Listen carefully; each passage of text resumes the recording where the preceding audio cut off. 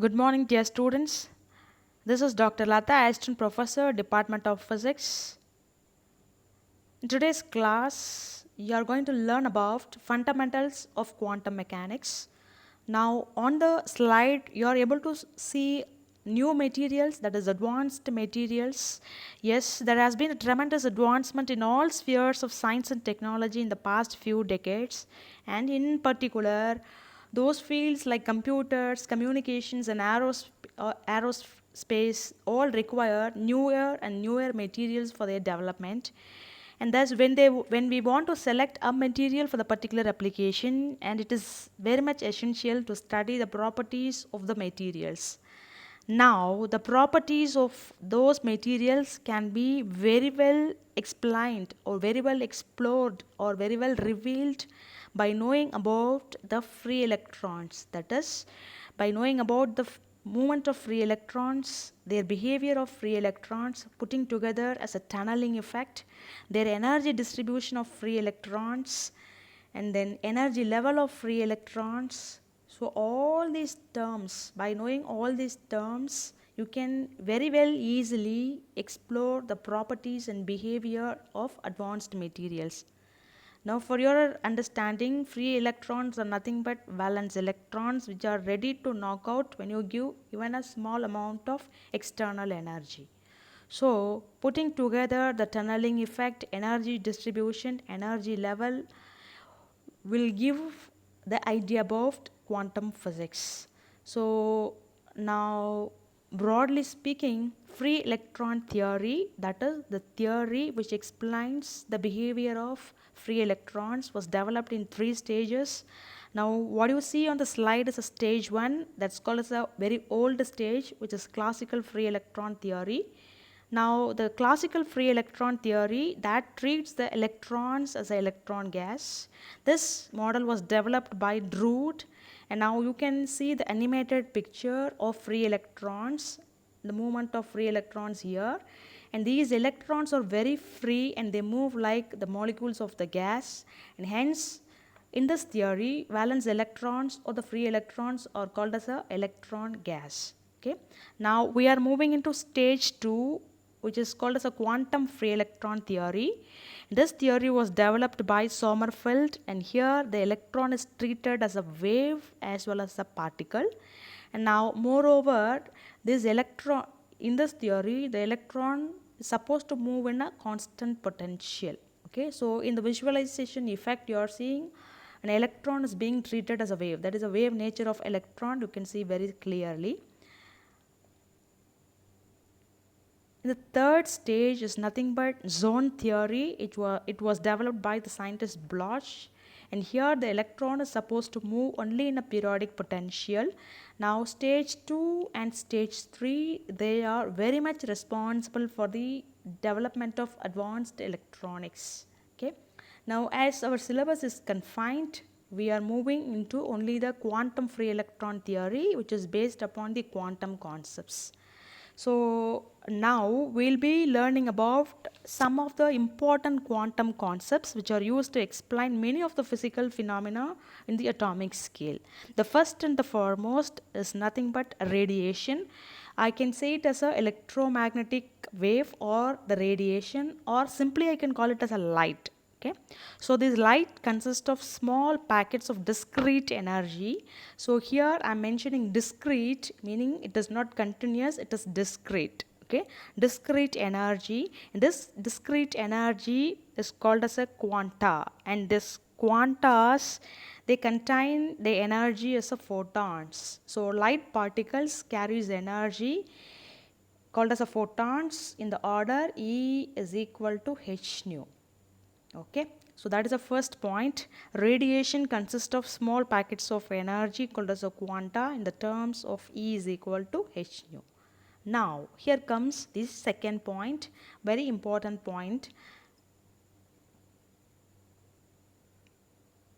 Now look at here, from the slide you can see the energy level diagram. Now there are two energy level diagrams given. One denotes absorption, the other one denotes the emission. Now look at here, E1 is the lower energy level and E2 is the higher energy level. Here atom, usually they will be at the lower energy level. When the atom is being irradiated with the photon, it absorbs the photon. Look at here, it absorbs photons of energy E is equal to h nu, and it moves to the higher energy level. Okay. So here I say that the absorption of energy, the absorption of photons takes place in the order E is equal to h nu. Now coming over to higher energy level, they cannot stay longer as their lifetime is very very short. They come back to its original state. While returning, they emit photons of energy E is equal to h nu. This is called emission process. So either emission or absorption both takes place in the order E is equal to h nu. So that is your second point, that is emission of radiation or absorption of radiation takes place only in the order of E is equal to h nu. Okay. Now the next slide, this is very very important, very very important point, that is the electron is treated as a wave.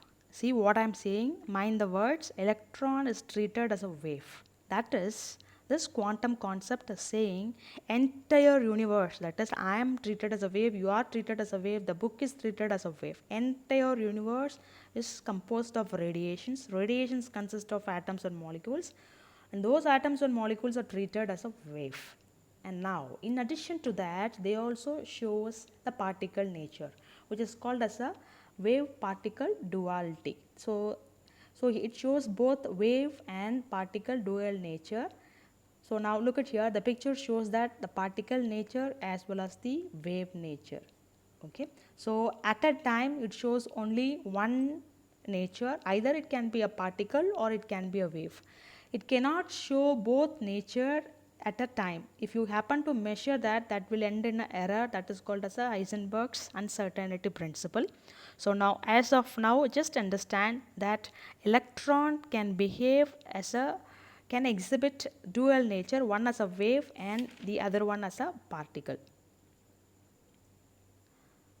Now again look at here, we are considering an electron whose mass is of m and which is moving with velocity v. So as per the quantum concept, the electron is showing a wave nature. Look at here, it is showing a wave nature with, it is moving with velocity v. Now whenever a wave motion is being encountered, automatically wave parameters should also come over it. So those wave parameters are nothing but wavelength, frequency and momentum. Okay. So if any body is moving, certainly it possesses momentum, likewise here also. Okay.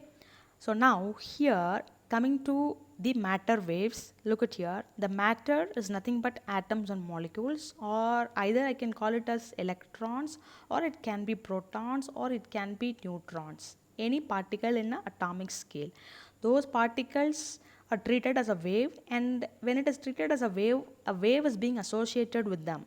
So those waves are called as a matter waves. So here the waves associated with material particle, or the wave associated with the electron, or the wave associated with proton, those are called as a matter waves or material waves. Since it was observed by de Broglie, it is also called as a de Broglie waves. And one more name is there, that's called as a pilot wave. Okay. Now look at here, how to arrive at, and he is a scientist, de Broglie. Now from the simple concept, that is it shows dual nature, it exhibits both as a wave as a particle. Now we have E is equal to mc squared when a wave is when a particle nature is being shown, that is E is equal to mc squared, and here when it is showing a wave nature, we have equation E is equal to h nu. So when you are equating both the equations and substituting nu is equal to c by lambda, when you substitute you get lambda equal to h by mc, which is nothing but h by p. Okay, mc is nothing but mv, which is equal to p. So this is the way we have to obtain de Broglie wavelength, which shows that wavelength of matter waves or wavelength of material particles.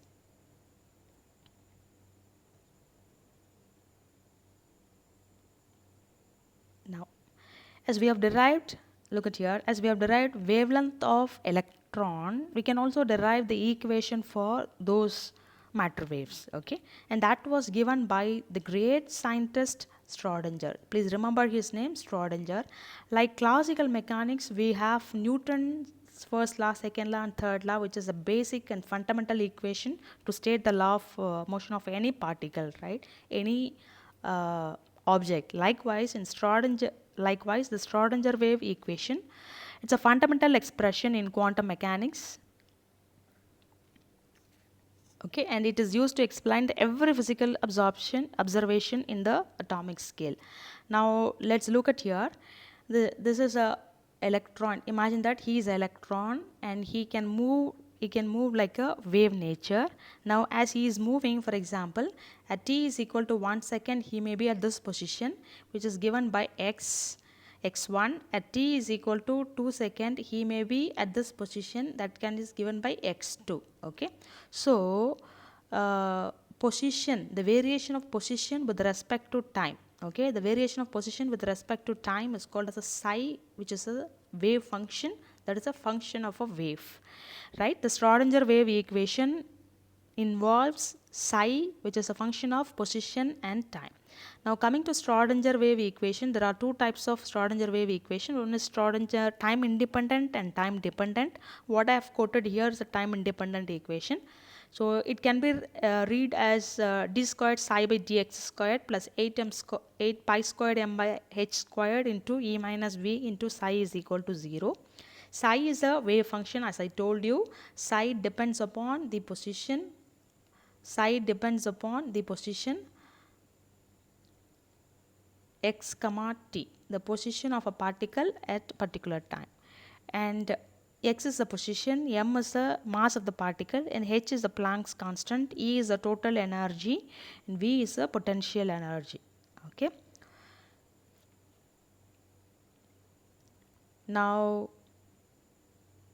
the next class, let's see about how these people, a group of scientists, have proved that electron also possess the wave nature. It has been proved by Davison and Germer, both scientists. Let's see in the next class. Thank you.